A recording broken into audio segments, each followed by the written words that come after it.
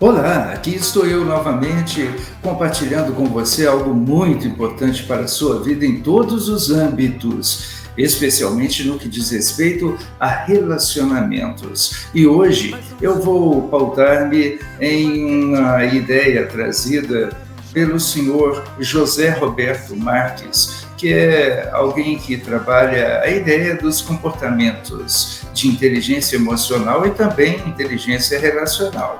Daqui a pouco eu venho falando sobre isso com você, mas eu quero que desde já você deixe o seu curtir, o seu joinha aí e também possa se inscrever no canal se ainda não é inscrito e possa ainda mais compartilhar para que outras pessoas sejam abençoadas com essa palavra. Vai ser muito legal. Vem com a gente.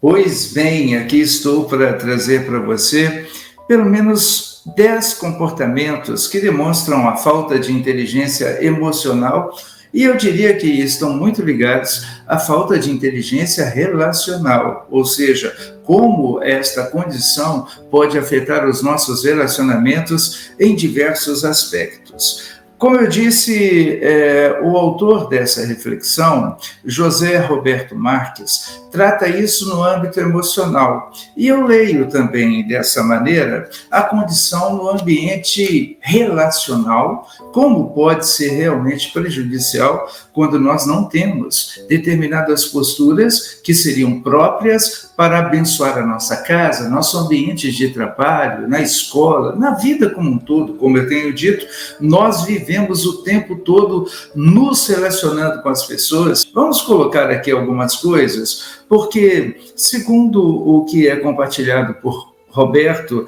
ele diz que a incapacidade de controlar as próprias emoções é o primeiro fator que pode criar uma grande dificuldade na vida. Isso é, de fato, uma das coisas que a Bíblia já adverte desde os tempos do livro de Provérbios. Lá em Provérbios, capítulo 25, versículo 28, a Bíblia diz: o homem que não controla suas emoções é como uma cidade de muros derrubados, ou seja, é profundamente vulnerável. Essa pessoa que não consegue administrar os impactos relacionais ou situações que despertem negativamente as suas emoções a partir dos impactos de relacionamento ou situações de vida, estão para estas realidades como uma cidade completamente indefesa. Outra coisa que você vai descobrir, que também uma pessoa que está em debilidade emocional, no sentido de se estressar facilmente, é também profundamente vulnerável a contaminar os seus relacionamentos com crises continuadas. Eu diria que aquela pessoa que qualquer coisa é estressada e alguém diz: nossa, como fulano é estressado, é impressionante, qualquer coisa explode, qualquer coisa cria um problemão, né? Azeda o dia de todo mundo. Pois é, isso pode ser um grande complicador para as pessoas que vivem sob demandas de reações desproporcionais nas suas emoções. Eu diria que há um outro texto que nos mostra um antídoto poderoso para isso, e esse texto está ali em Filipenses, capítulo de número 4, versículo de número 8. Quando os pensamentos estão apenas voltados para as possibilidades de crise, certamente nós estaremos com essa condição de nos estressar com facilidade. Não temos boas expectativas, portanto, essa impressão de que algo ruim vai acontecer a qualquer momento só vai nos estressar mais. Mas olha o que diz a palavra.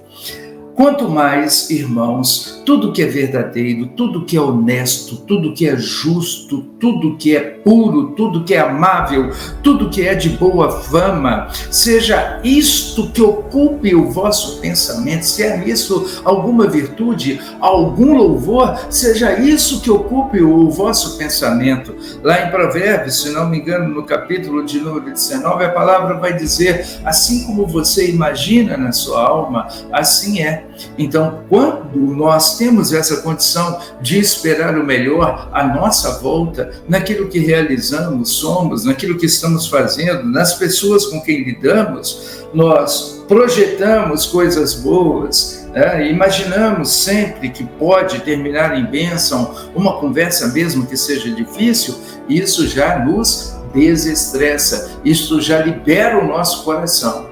Uma terceira realidade que eu posso entender a respeito dessa questão é o que encontramos também na possibilidade de não conseguirmos empatizar com outros. A coisa azeda quando a gente não tem um coração empático. Olha só o que a palavra de Deus diz. Ao ver as multidões, Jesus teve compaixão delas porque estavam aflitas, como ovelhas que não têm pastor. Olha só, Jesus olha para as multidões e ele se compadece. O significado da palavra compadecer significa descer ao nível de, se colocar no lugar do outro, tentar ver-se no lugar do outro. E Jesus fez isso para nós, para conosco, de uma maneira plena, até a obra da cruz. E isso também é algo que realmente nos ajuda a mitigar, a diminuir os impactos relacionais, quando conseguimos olhar de lá para cá e não apenas daqui para lá.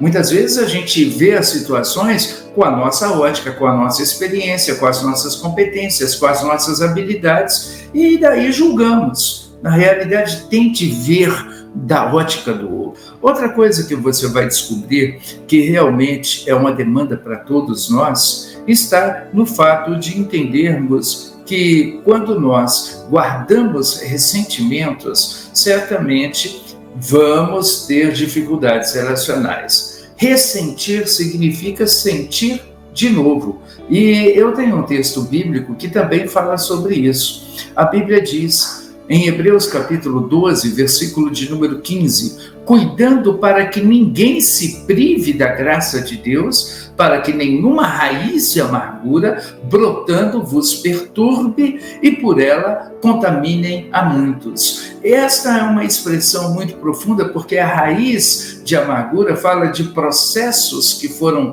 amargurados, internalizados pela ausência do perdão, pela ausência de uma condição em olhar para as circunstâncias em que pessoas nos feriram e continuar levando e arrastando isso pela vida inteira. E é por isso que Jesus vai tratar o perdão de uma maneira tão séria, ao ponto de colocá-lo lá no Pai Nosso como uma exigência, inclusive, para recebermos o perdão de Deus. E a gente sabe que a gente ressente quando a gente está de novo com alguém que nos feriu, e aí a gente descobre se perdoou ou não, se a gente liberou o perdão ou não, se as dores e aquele ressentir de todos os processos difíceis vivenciados ainda estão lá, certamente não houve cura plena. Isso só nos adoece e vai inviabilizar a nossa condição de estarmos também vivendo com saúde relacional e emocional. Eu digo a você que vale a pena repensar essa atitude. Uma outra coisa que você vai descobrir é que muitas vezes, além de guardar ressentimentos, nós não reconhecemos aquilo que são os estímulos relacionais, sejam eles positivos ou negativos. De fato, quando não reconhecemos as áreas de fraqueza, aquela que nos leva a explodir nos momentos difíceis de relacionamento, onde a gente chuta o balde por qualquer coisa, quando a gente não reconhece quais são os gatilhos que nos levam a isso, a repetir isso, e quem chuta o balde, muito provavelmente no sentido das brigas verbais, das discussões e das contendas, certamente faz isso por mais de uma vez. E vale a pena aqui pensar o que é que nos leva a isso. Que tipo de situação nos leva a repetir situações de conflito relacional, inclusive efetivado em formas de violências verbais, de agressividade verbal na direção de outros. Eu diria que a Bíblia diz em Romanos capítulo 8, versículo de número 26, da seguinte maneira: Da mesma forma, o Espírito, e aqui o Espírito é o Espírito Santo, nos ajuda em nossa fraqueza, pois não sabemos como orar, mas o próprio Espírito intercede por nós com gemidos inexprimíveis. Então eu tenho que entender que o Espírito Santo é meu auxiliar, é meu paráclito, é meu ajudador para situações desta natureza. E ele quer me ajudar a confessar as minhas fraquezas e me fortalecer para que a reação das próximas vezes seja completamente diferente. Ele é que pode potencializar isso em nosso coração. Deixa eu dizer que muitas vezes nós temos medo de expressar os nossos sentimentos, as nossas emoções. A Bíblia diz assim, que nós devemos aprender a confessar os nossos pecados uns aos outros e orar uns pelos outros para sermos curados. E nisto, a súplica de um justo pode muito em seus efeitos. O que significa que eu tenho que aprender a mostrar e demonstrar, sim, os meus sentimentos. Como acabei de dizer, até as minhas debilidades e fraquezas. Porque quando eu faço isso, o outro também se encoraja em reconhecer as suas próprias. E nós nos entendemos necessários um ao outro para ambos nos perdoarmos e buscarmos com oração juntos a condição de sermos melhores um para com o outro, uns para com os outros e onde quer que nós estejamos. Uma outra coisa que vamos entender é, agora sim, que terceirizar culpas não soluciona o problema. Eu me lembro aqui em Gênesis, capítulo de número 3, versículo 12, de Adão, quando Deus o confronta sobre por que ele se viu nu e onde ele havia se escondido. A resposta de Adão foi: a mulher que tu me deste por auxiliadora, ela me deu do fruto da árvore e eu comi. Adão frouxo, ao contrário de assumir a sua culpa, a sua responsabilidade, ele vai falar: foi a mulher que tu me deste. Culpou a mulher e culpou a Deus.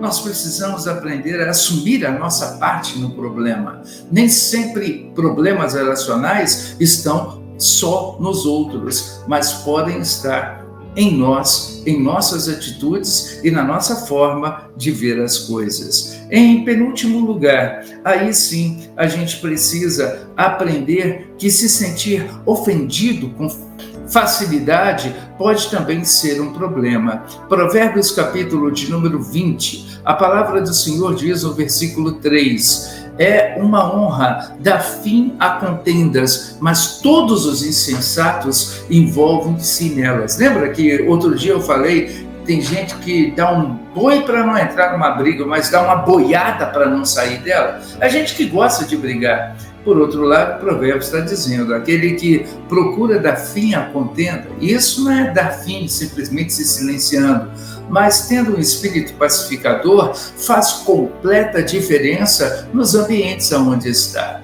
É o tipo de pessoa que busca, num conflito, a solução, o que é que pode ser convergente e não o que pode ser divergente. E, em último lugar, falar sobre aquilo que a palavra de Deus diz em Lucas, capítulo 6, versículo 27 a 31. É aquilo que Jesus disse realmente sobre o que podemos viver.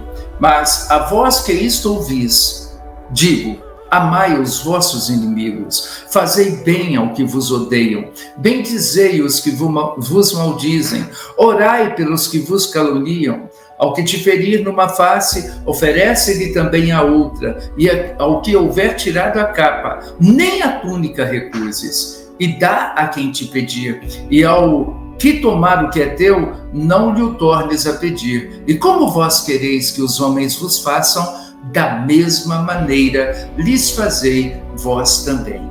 Está aqui, então, uma advertência naquilo que pode ser diferente na nossa maneira de lidar com as pessoas da nossa casa, da nossa família, do nosso trabalho, dos ambientes todos da vida. Eu tenho dito, pessoas valem mais do que coisas. Lide com elas com sabedoria. Que Deus te abençoe e que todos nós possamos ser melhores uns para com os outros.